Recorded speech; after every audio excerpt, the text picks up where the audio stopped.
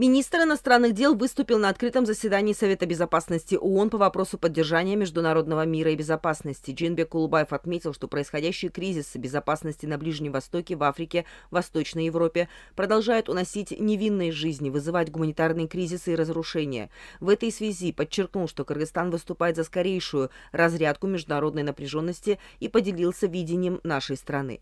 Также министр иностранных дел подчеркнул, что все государства без исключения должны добросовестно и недвусмысленно исполнять принципы и положения международного права и устава ООН.